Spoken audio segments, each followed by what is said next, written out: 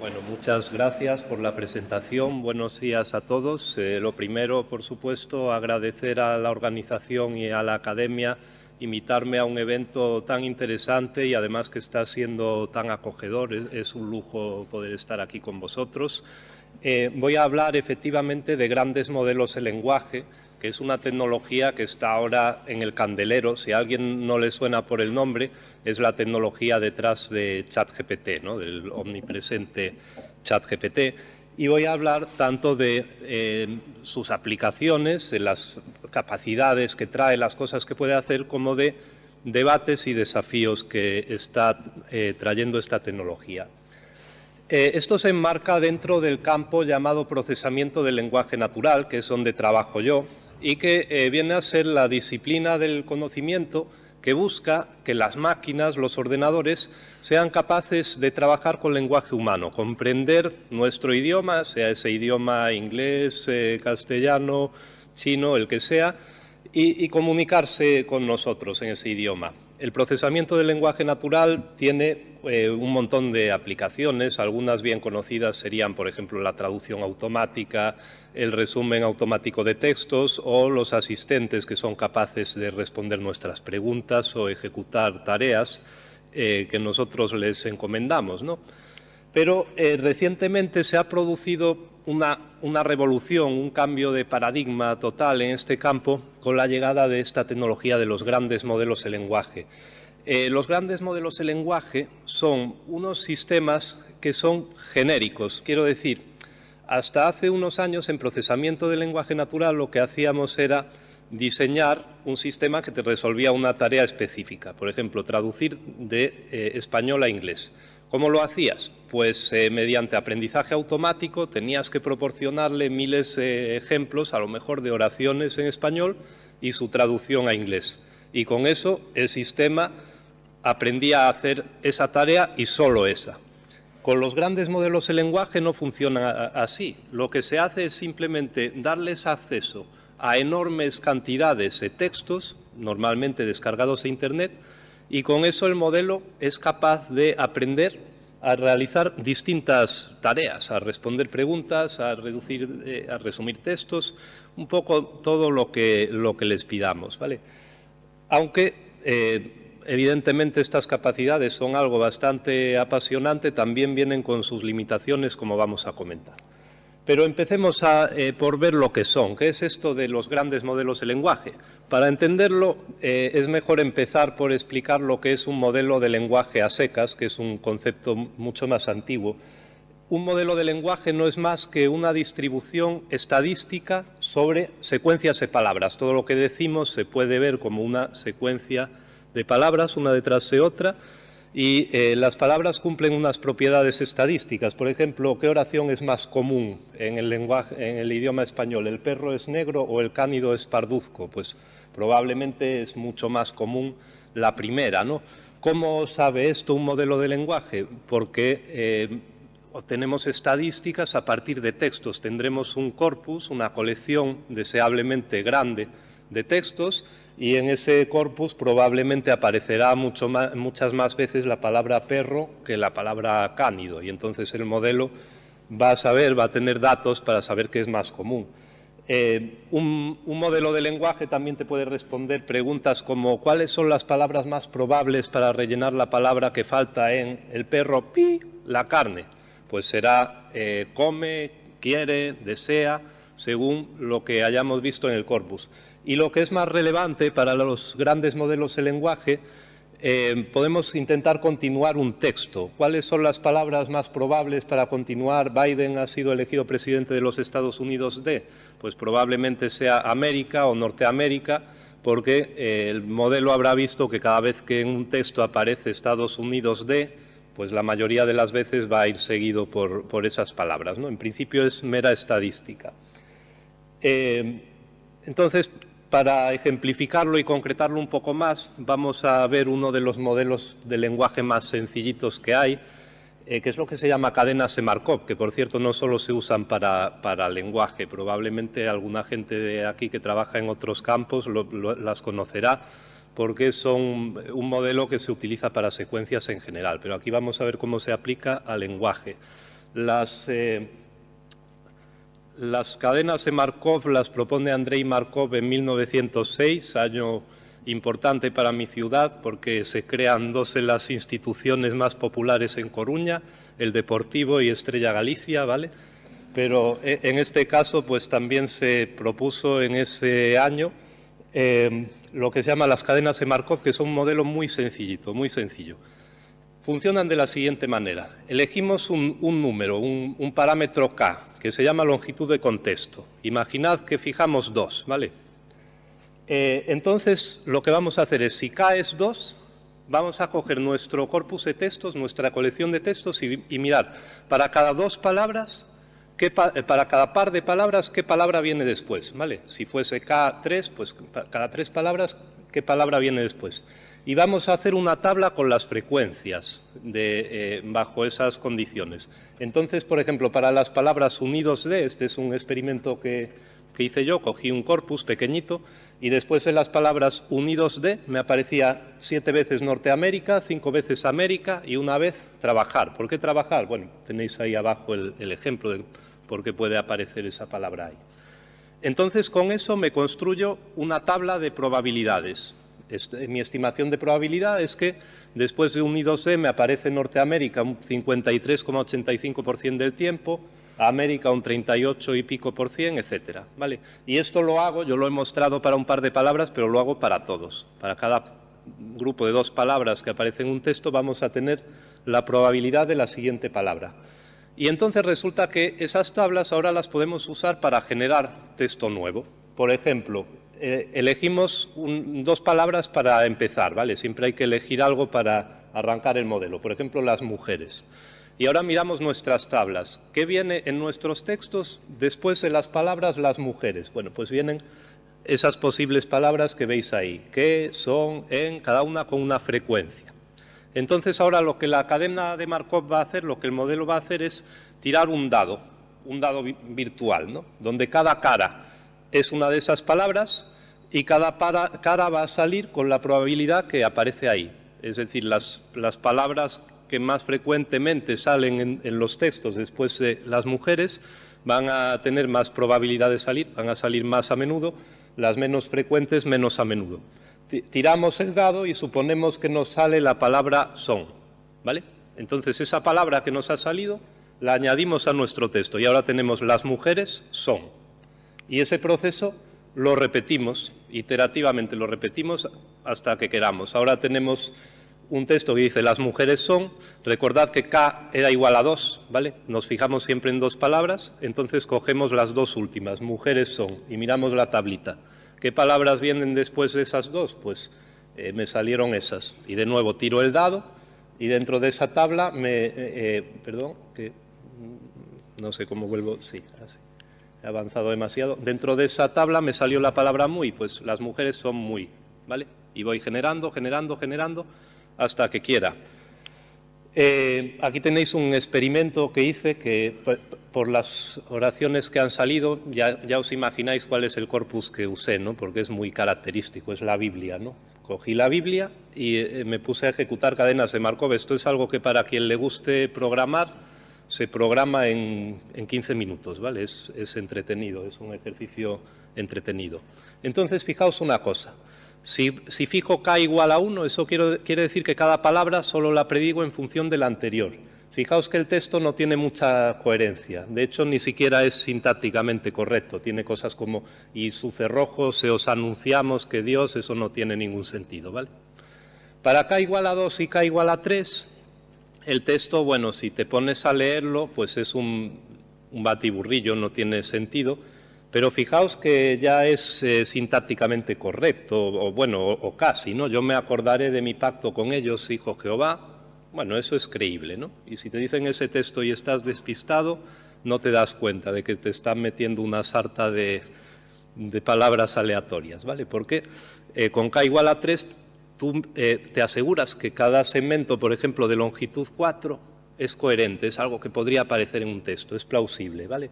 ¿Y qué pasa con K igual a 10? Con K igual a 10 el texto tiene absoluto sentido, si lo leéis. Y las aguas del mar faltarán y el río se agotará y secará. pero tiene trampa, ¿vale? Tiene trampa porque el modelo está copiando textualmente de la Biblia. ¿Por qué? Porque si yo le exijo que me haga tablas con 10 palabras, cada secuencia de 10 palabras en la Biblia solo va a aparecer una única vez, normalmente. Entonces es una copia literal. Bien, ¿para qué vale todo esto? Para nada. En principio, para nada, ¿vale? Pero es el típico ejemplo de investigación básica que te preguntan para qué vale y dices, bueno, a ver, de momento para nada, pero nunca se sabe, ¿no? Bien, tal como está, pues esto es algo que se ponía como curiosidad en lenguaje natural, pero nunca nadie lo usaba seriamente, porque, bueno, sí, vale para generar textos, pero si pones el parámetro K pequeño, te genera cosas incoherentes. Si lo pones grande, te copia literalmente, entonces no es en principio muy útil. Pero resulta que esta es la base sobre la que muchos años después se han construido los grandes modelos de lenguaje, porque resulta que entonces aparecen avances tecnológicos que nos permiten tener a la vez esa K, ¿no? Esa K que iba dando más coherencia y más sentido al texto, hacerla más grande sin encontrarnos con el problema estadístico de, oh, ya solo tengo una fila en mi tabla y el modelo me va a copiar el texto literalmente, ¿vale? Esos avances técnicos, bueno, no voy a entrar en ellos porque si no me comería el tiempo, ¿vale? Pero, por decirlo muy resumido, son la forma en que el modelo representa las palabras, representarlas de una manera más flexible, ¿vale? Son también las redes neuronales que se utilizan para sustituir a esas meras tablas estadísticas, ¿vale? Son unos modelos más poderosos, digamos, y son también, por último, conjuntos de datos gigantescos, ¿no? Porque si yo tengo muchos más textos, voy a tener más muestra, mis estimaciones de probabilidad van a ser mejores y voy a poder hacer las cosas mejor. Y con estos materiales, digamos, surge el primer gran modelo de lenguaje que se hizo un poco conocido, que fue GPT-2 en 2019. Es un modelo entrenado con 7.000 libros y 8 millones de páginas web, ¿vale? Ya veis que es bastante texto. El modelo tiene 1,5 billones de parámetros. Los parámetros son un poco los numeritos que tiene el modelo, es lo que ocupa en memoria el modelo. Y el tamaño de contexto, lo que sería equivalente a la K en el modelo de Markov, es de varios cientos de palabras, ¿vale? Y aquí tenéis ejemplos de lo que genera. Hablaba Javier antes del Palacio de la Madalena, pues mi ejemplo va de eso, ¿no? Le puse a GPT-2 el Palacio de la Madalena es y le dije, continúame este texto. Entonces, si os fijáis, está generando español ya perfecto, ¿vale? El Palacio de la Madalena es un palacio con planta en forma de U que fue construido en estilo renacentista, etc. Cada vez que se lo pides te genera un texto nuevo, porque recordad que tira dados, ¿vale? Es estocástico, ¿no? Pero fijaos que es texto sintácticamente correcto y semánticamente coherente. Ahora bien, si sabéis algo del Palacio de la Madalena, sabréis que es todo mentira, ¿vale? Porque el Palacio de la Madalena no está ni en Valladolid ni en Costa Rica, está en Santander, ¿vale? Entonces, bueno, ya hemos avanzado, porque nos está generando un texto creíble, pero bueno, de momento sigue sin ser tan útil. Pero aquí viene el plot twist, el giro argumental que sorprendió a todo el mundo, por lo menos a todo el mundo que yo conozca. ¿Qué pasa si cogemos ese mismo modelo y lo hacemos mucho más grande? Si le metemos 176 billones de parámetros y le metemos 366 billones de tokens, que bueno, son más o menos palabras, no exactamente, pero más o menos en el conjunto de entrenamiento. O sea, básicamente es como se bajaron Internet, no del todo, pero buena parte, la mente en el conjunto de entrenamiento. Pues fijaos, lo que pasa es que de repente empieza a decir más verdades. El Palacio de la Madalena es un elegante edificio situado en la localidad cántabra de Santander. Eso no solo es coherente y plausible, sino que es cierto. Aunque, ojo, que mete aún algunas mentiras. Dice, actualmente es la residencia de verano de los Reyes de España. Eso no es cierto, por ejemplo, ¿vale? Pero mete más verdades. Y otra cosa, ¿qué pasa si ahora cojo un modelo tipo GPT-3 y en lugar de decirle que continúe un texto, que realmente es lo que está entrenado para hacer, ¿vale? Porque ya os expliqué que simplemente funciona prediciendo la siguiente palabra a partir de las palabras anteriores. Pero ¿y si le hago una pregunta? ¿Y si le pregunto directamente qué es el Palacio de la Madalena? Pues fijaos qué interesante lo que pasa ahí. Lo hice 3 veces, 2 veces me respondió, y me respondió incluso bien, y una vez me hizo más preguntas. ¿Qué es el Palacio de la Madalena? ¿Cuántos años lleva en Santander? ¿De quién es? ¿Eso por qué es? Porque, insisto, este modelo solo fue diseñado para predecir una continuación plausible del texto que yo le doy. Entonces, si yo te hago una pregunta, si en un texto aparece una pregunta, una continuación plausible es la respuesta, pero otra continuación plausible es más preguntas, ¿no? De hecho, también a veces estos modelos, cuando les haces una pregunta, le preguntas, pues yo qué sé, ¿quién fue, pues no sé, Cervantes? Y también te puede responder con esta pregunta vale 2 puntos y se puntuará de la siguiente manera. ¿Por qué? Porque es algo que podría aparecer en un texto, después de quién fue Cervantes, ¿vale? Entonces tenemos un modelo más útil porque a veces nos responde lo que queremos, pero no siempre. ¿Qué hacemos? Domesticarlo. Es lo que se llama instruction tuning, ¿no? Ajuste de instrucciones, no sé cómo se traduciría esto. Que es una idea muy sencilla. Hacemos lo siguiente. Cogemos evaluadores humanos y les damos, bueno, con este ejemplo, por ejemplo, les haríamos las respuestas el modelo y hacemos que las marquen según si les gustan o no. En este caso sería la primera sí, la segunda sí, la tercera no, ¿vale? Y así vamos a hacer que el modelo, dentro de generar textos plausibles, que es lo que sabe hacer, además genera los que nos gustan. Los que le gustan a esos evaluadores humanos. Y a los humanos, ¿qué nos gusta? Pues, por ejemplo, que si hacemos una pregunta nos la responda en vez de hacer más preguntas, ¿no? Entonces, estas técnicas de instruction tuning, ¿no?, que hay varias, se basan en eso, se basan en decirle al modelo, oye, ya sé que podría ser plausible tanto esta alternativa como esta otra, pero dentro de esas dame la que a mí me gusta. Pues bien, esto es ChatGPT, ¿vale? ChatGPT no es más que eso, un modelo estadístico de 1906 de predecir la siguiente palabra, modernizado, con redes neuronales, ampliado, con corpus gigantescos, con muchísimos parámetros y domesticado un poco con este instruction tuning, ¿vale? Obviamente por debajo hay mucho más, pero las ideas fundamentales son esas, no es otra cosa. Pero a partir de esas ideas tan sencillas, porque realmente son sencillas, estos modelos saben hacer de todo. Pueden responder preguntas, pueden resumir textos, corregir textos, pueden traducir. Muestran habilidades incluso creativas. Hay un paper que presento aquí en primicia, porque ha salido literalmente el preprint hace una semana, lo vamos a presentar en diciembre, ¿no? Colaboré con un experto australiano en escritura creativa, que también es escritor él, y lo que hicimos fue pedirles a humanos y a grandes modelos de lenguaje lo mismo, que escriban una narración épica de un combate singular entre Ignatius J. Reilly, que si no lo conocéis es el protagonista de La Conjura de los Necios, es un personaje cómico, y un pterodáctilo. En el estilo de John Kennedy Toole. ¿Por qué una cosa tan rebuscada? Bueno, por un lado porque es divertido y a mí me gusta hacer cosas divertidas, pero sobre todo, no solo por eso, para que los modelos no copien. Si pones una cosa tan rebuscada, te aseguras de que no hay nadie en Internet que haya escrito eso antes. Entonces, realmente el modelo tiene que intentar usar la creatividad.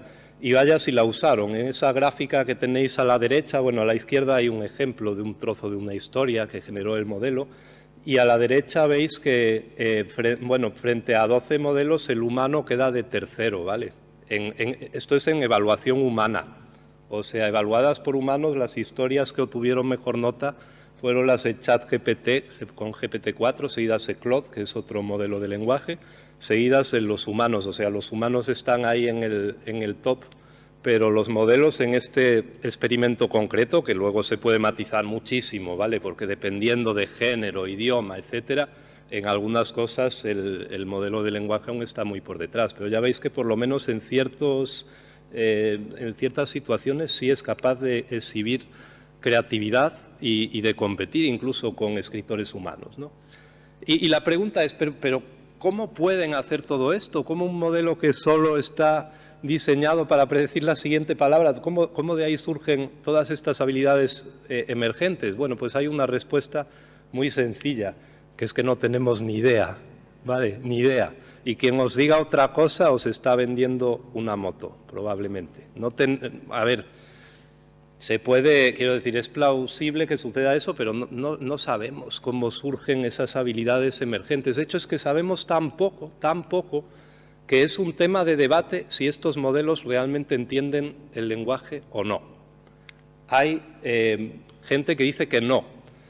Una de las más significadas defensoras de esa postura es Emily Bender, que les llama a estos modelos loros estocásticos, que bueno, es cierto, ¿no? Porque en el fondo, ya os he comentado, lo que están haciendo es usar estadística y predecir palabras, pero claro, para eso no hace falta saber el significado de las palabras, es como para mirar las tablas que yo os ponía antes. Ahí donde entra que un perro es un animal de 4 patas que ladra, no hace falta. Es todo estadística, no hay semántica, solo estadística. Además, estos modelos en principio no tienen conciencia ni intenciones. Yo cuando os hablo tengo una intención comunicativa, quiero comunicaros algo. El modelo está jugando con los dados y generando palabras. En principio no tiene intencionalidad.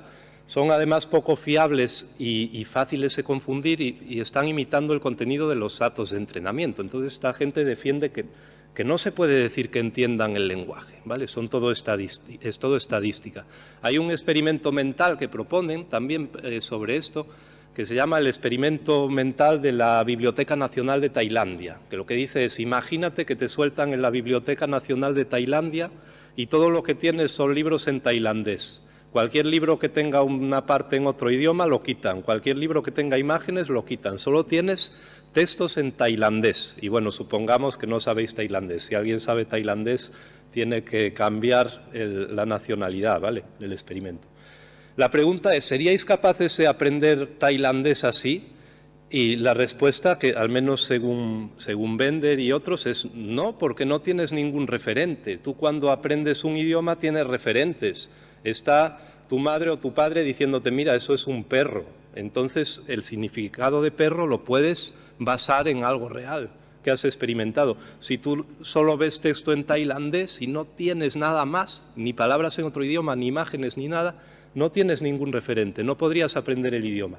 Y estos modelos son así, solo reciben texto, no reciben... Bueno, ahora empieza a haber modelos también multimodales que tienen acceso a imágenes, ¿vale? Pero bueno, este argumento se refiere a los que solo reciben texto. Entonces, argumentan que no pueden comprender el idioma porque es imposible aprenderlo solo a partir de texto. Pero también hay la postura contraria, que sí entienden, porque resulta que los modelos de lenguaje demuestran capacidades de modelado de mundo. Ahí tenéis un ejemplo, que se lo puse a GPT-4, ¿no? Les puedes decir cosas como, oye, si yo estoy en una habitación, lleno un vaso de agua, lo meto dentro de una caja, ahora me llevo la caja al despacho, vacío el contenido de la caja, le doy la vuelta. El modelo te da una respuesta muchas veces coherente sobre dónde está cada objeto en el mundo. ¿Cómo demonios haces eso si no sabes el significado de las palabras? Parece difícil, ¿no? Parece que tiene que estar deduciéndolo de alguna manera. Los modelos de lenguaje también parecen tener algún rudimento de teoría de la mente, que es que si en una narración, por ejemplo, hay varias personas y una sabe una cosa y otra no la sabe, el modelo parece entender eso, ¿no? Entonces sí que parece que entienden el lenguaje. Pero ¿cómo se reconcilian ambas posturas, ¿no? Pues una de las posibles explicaciones, aunque ya digo, todo esto es tema de debate, ¿vale? Os vais a encontrar argumentos opuestos, que a lo mejor lo que pasa es que estos modelos predicen tan bien la siguiente palabra que a lo mejor la mejor forma de predecir la siguiente palabra es entender un poco el mundo, construirse un modelo del mundo que dio origen a esas palabras. Parece raro, ¿no? Pues hay otro experimento mental, pero no tan mental, lo veremos ahora, interesante, que lo propusieron este año, Lee y varios colegas, ¿no? que consiste en lo siguiente. Imagínate que estás con un amigo en una habitación y tenéis la rutina de que todos los días en esa habitación jugáis una partida de un juego de mesa, que en el ejemplo es Otelo, pero podría ser ajedrez también, si queréis. Y cada vez que jugáis, cantáis las jugadas. Tú dices, pues A8, tu compañero B7, C6. Y afuera hay un cuervo. Y el cuervo no ve el tablero, porque está afuera, digamos que están las cortinas echadas, no lo puede ver, pero sí que oye. Y de repente jugáis muchos días y después de años jugando, un día el cuervo se desmelena y dice B7, canta la siguiente jugada. Y resulta que la jugada tiene sentido. Y el cuervo se pone a cantar todas las jugadas y tienen sentido también. ¿Qué pensaríais? Bueno, pues lo primero, tal vez que pensaríais, y desde luego lo que pensaría pues quien diga que los modelos de lenguaje no entienden el lenguaje, sería, bueno, el cuervo ha visto muchos patrones de secuencias de jugadas y está diciendo B7 porque vio que después de A5 y A6 solía venir B7, pero realmente no tiene ni idea de a qué estamos jugando, ¿vale? Bien, pero ¿qué pasa si ahora salís afuera y vais a ver al cuervo y veis que el cuervo se ha montado con semillitas blancas y semillitas negras el tablero y sin ver vuestro tablero tiene las semillas exactamente en la misma posición que las tenéis vosotros, las fichas del juego? Entonces diríais, no sé cómo lo ha hecho, pero el cuervo ha entendido el juego a partir de las secuencias de jugadas. Tiene un modelo de mundo.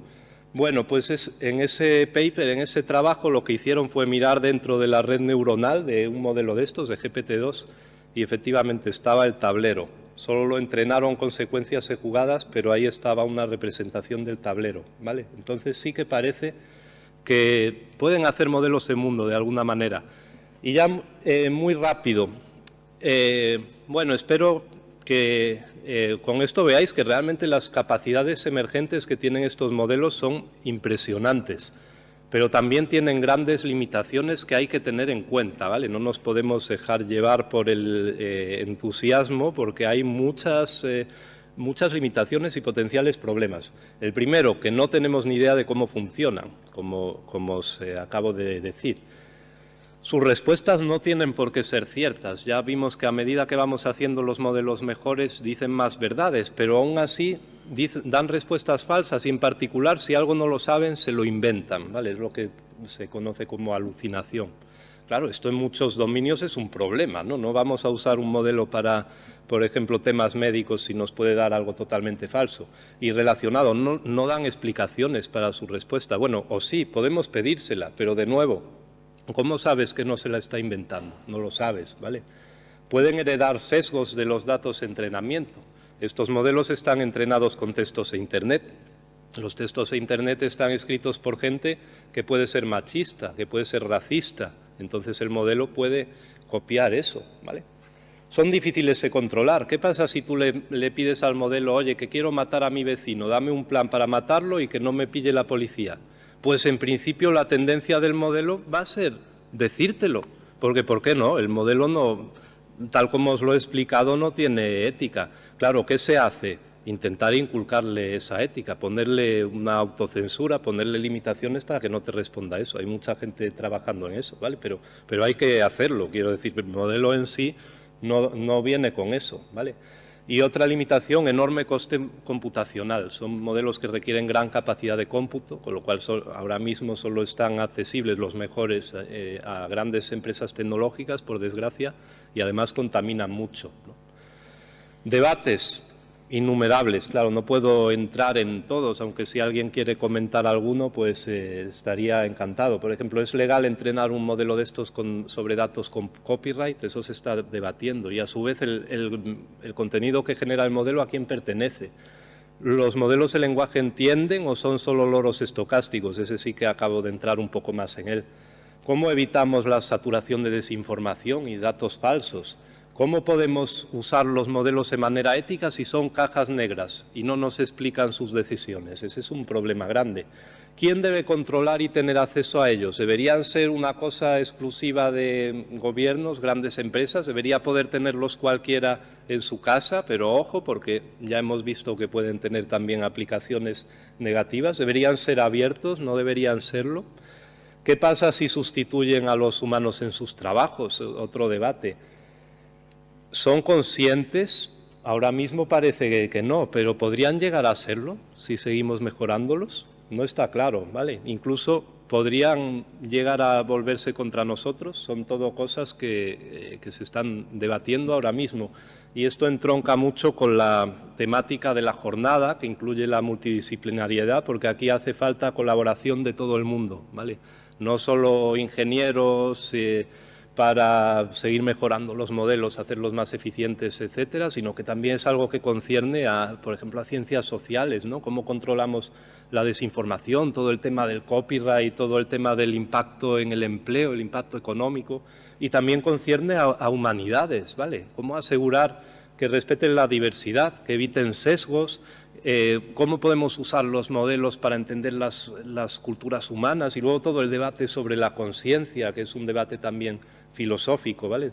Entonces, ahora mismo este es un tema candente, pero que afecta a un montón de disciplinas, ¿vale? Porque tenemos que intentar aclarar en lo posible todas estas cuestiones. Y bueno, hasta aquí he llegado.